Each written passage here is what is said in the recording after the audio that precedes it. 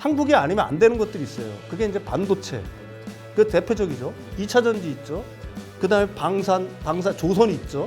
그럼 중국 2차 전지 안 돼. 중국 조선 안 돼. 중국 반도체 안 돼.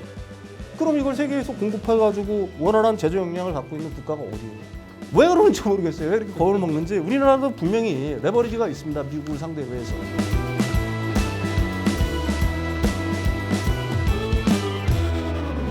미국의 트럼프 대통령이 전 세계를 대상으로 관세 전쟁을 선포하면서 글로벌 경제에 충격과 공포를 안겨주고 있습니다. 관세 전쟁 상황과 앞으로의 전망 살펴보겠습니다. 윤석천 경제평론가님과 함께합니다. 안녕하세요. 네, 안녕하십니까. 미국이 우리나라 다루기 편할까? 이런 생각도 드는데 특히 이제는 걱정하시는 게 반도체 관세에 대해서 이슈가 많이 나오더라고요. 그러면 미국이 우리나라를 다룰 때에 굉장히 반도체에 대한 관세에서 압박을 줄 수 있을 것 같다는 생각이 많이 들거든요. 어떻게 보세요? 반도체에 대해서 압박을 줄 수 있을까요? 저는 이렇게 생각을 해요. 가령 미국의 현재 제일 어떤 목표라고 한다면은 그건 미국의 의회도 마찬가지고 미국의 행정부도 저는 마찬가지라고 봐요. 중국과의 패권 경쟁에 사실은 있는 거거든요. 한국산 반도체에 대해서 관세를 부과해. 뭐 이제 지면상으로 나오는 거는 뭐 25%, 40% 어떨 때 100%까지 얘기를 해요. 그러면 중국과 AI 경쟁이라든지 첨단 기술 경쟁에서 미국이 우위를 잡을 수 있을까요? 원가 경쟁력에서 일단 뒤지는데 그렇지 않아도 딥시크 문제 때문에 뭐 사실 지금 AI에 대한 어떤 투자라든지 이런 것들이 훨씬 더 어떻게 보면 돈을 덜 들이고도 개발을 할 수 있다. 그게 사실이든 아니든 어쨌든 기존의 어떤 인공지능 시대를 갖다가 휩쓸던 어떤 서사, 내러티브 자체가 바뀌고 있는 거잖아요. 서서히. 이런 시기에 한국산 반도체에 대해서 관세를 부과해? 이런 상황에서? 네, 이런 상황에서 왜? 왜? 그리고 대안은 있어? 한국산 반도체를 갖다가 이렇게 하면은 마이크론 있다라고 하죠. 마이크론 뭐 있죠. 그렇지만 마이크론이 HBM에서는 사실 SK 하이닉스에 훨씬 밀리고 있잖아요. 그래서 그게 뭐 유치 산업도 아니고 지금 하루가 급한데 한시가 급한 상황에서 자국의 첨단 어떤 기술 갖다 육성해야 되는 입장에서 사실은 이거는 동맹으로서 사실은 끌어놔야 될 입장이지. 미국이 현명하다라고 하게 되면은 반도체 쪽에서는 적어도 최소한 한국, 그다음에 대만, 일본, 미국이 손을 잡지 않으면은 사실 어떻게 패권을 갖다가 중국과의 경쟁에서 이기겠어요. 그래서 이거는 사실 우리가 어떻게 보게 되면은 쉬운 거고요. 그런 의미에서 사실 바이든 행정부에서는 보조금도 역시 마찬가지예요. 보조금도 지금 줄인다는 얘기가 있잖아요. 러틀리 상무부 장관이 인사청문회에 나와서 상원 인사청문회에 나와서 내가 그 계약서를 보지도 않았는데 내가 검토하고 나서 줄지 안 줄지를 할지. 이거 참 웃기는 얘기예요. 왜 그러냐면은 지금 트럼프가 행정명령을 해가지고 보조금이라든지 대출금 같은 걸 없애겠다라고 얘기했잖아요. 근데 법원에 제동 걸어서 그대로 지금 다 나가고 있어요. 이건 계약이란 얘기예요. 이걸 갖다가 트럼프 대통령이 행정명령을 통해서 이걸 갖다가 일단 계약을 갖다 무효로 한다? 저번에도 제가 얘기했지만 행정명령이라는 거는 미국의 헌법, 그 다음에 법률, 조약, 그 아래에 바로 행정명령이 위치하고 있는 겁니다. 행정명령보다는 법원의 명령이 우선인 거예요.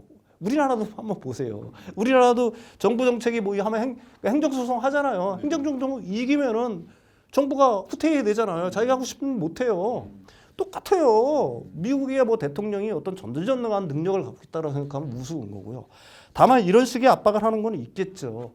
지금 보조금 확정된 것도 있지만 보조금의 어떤 규모를 갖다가 약간 좀 축소하고 싶다거나 아니면 한국에서 원하는 바가 분명히 있겠죠. 자기가. 그게 트럼프 얘기 때처럼 방위비를 더 올려서 하겠다라고 하든지 아니면 한미 FTA에 대한 개정상을 요구해서 개정을 했지만은 그것도 아직도 자기가 딴에는 좀 미진한 게 있어.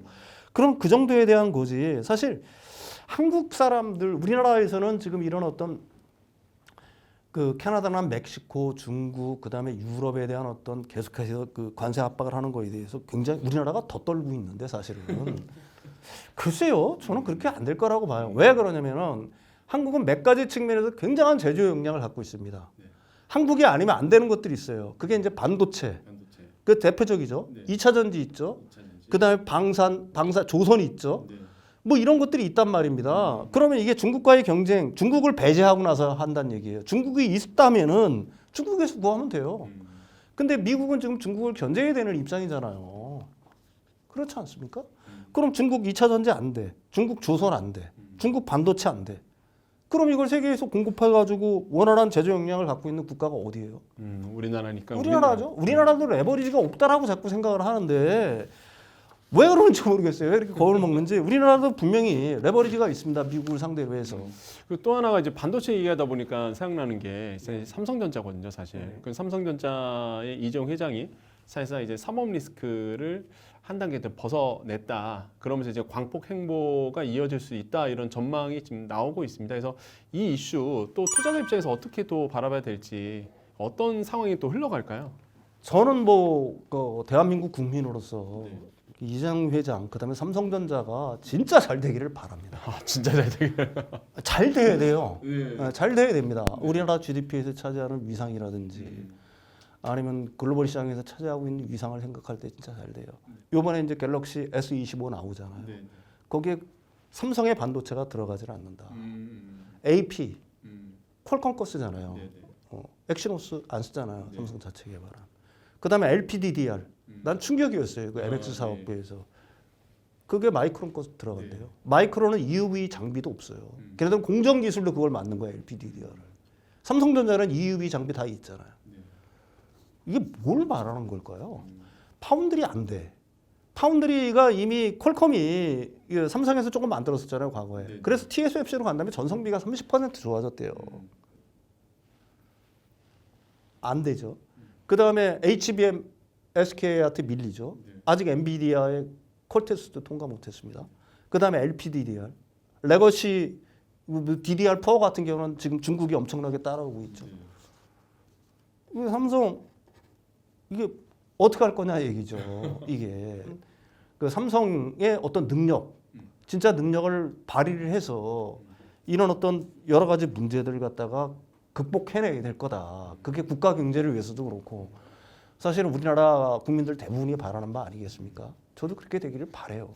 그 삼성전자 그러면 투자하신 분들이 굉장히 많은데 그 앞으로 어떻게 될까요? 이렇게 관점에서 본다 그러면 일단 삼성전자가 뭐 5만 점자잖아요. 그러니까 악재는 다 받아서 이건 시장은 약간 좀 달라요. 시장이랑 사실 삼성이 어떤 성과를 내느냐는 건 다르다는 얘기입니다. 그렇다면 지금 삼성이 어떤 특별한 좋은 사인만 하나 좀 받아도 주가는 어느 정도 튈 수가 있겠죠. 그러니까 하방으로 열려 있는 것보다 상방으로 뚫려 있는 것들이 지금은 훨씬 많다. 주가 입장에서는 뭐 단순히 주가 입장에서 보면은 저는 뭐 그렇게 생각을 해요. 예, 그러니까 삼성이 뭔가를 이제는 보여줘야 된다는 얘기죠. 그게 뭐 신문지상에서 계속 나오고 있는 HBM 뭐 5세대 HBM을 넘어서 그쪽에서의 어떤 뭐를 쥔다거나 아니면은 뭐 뭔가를 보여주지 않으면 그게 뭐 글쎄요 모르겠습니다. 지금 뭐 그 울트만이 와가지고 그다음에 그 뭐예요 그 일본의 그 손정희 씨인가요? 그분이 와가지고 뭐 스타게이트에 대해서 논의를 했다라고 하는데. 모르겠습니다. 그 두 사람 같은 경우는 삼성한테 투자를 받으려고 하겠죠. 그렇지만은 삼성 입장에서는 그걸 기회로 해서 뭘 갖다가 얻어낼 수 있는가, 뭘 갖다가 어떤 걸 할 수 있는가에 대한 어떤 그런 것들이 조금씩 보여지기 시작한다 그러면 주가는 뭐 글쎄요. 저는 단기간에 그렇게 뭐 큰 폭으로 그 올라갈 거라고는 보지는 않고요. 어쨌든 하방지 지선을 갖다가 열심히 구축을 하겠죠. 예, 가지고 있다가 그렇지만 좋은 호재들이 나오면 조금씩 올라갈 거라고 봅니다. 오늘 전해드린 정보 잘 참고하셔갖고요. 성공적인 투자하시길 바라겠습니다. 오늘 말씀 감사합니다.